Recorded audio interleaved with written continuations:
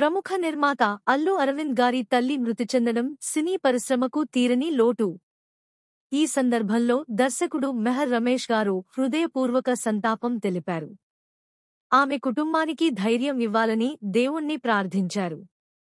అల్లు కుటుంబానికి తల్లి వంటి మహత్తరమైన ఆధారం లేకపోవడం చాలా బాధాకరం అని చెప్పారు. ఆమె ఆత్మకు శాంతి చేకూరాలని కోరుకుంటూ అల్లు అరవింద్ గారి కుటుంబ సభ్యుల పట్ల తన సానుభూతిని వ్యక్తం చేశారు. ఈ సంఘటనతో సినీ వర్గాల్లో దుమఖ వాతావరణం నెలకొంది. అభిమానులు కూడా సోషల్ మీడియా ద్వారా సంతాపం తెలుపుతున్నారు.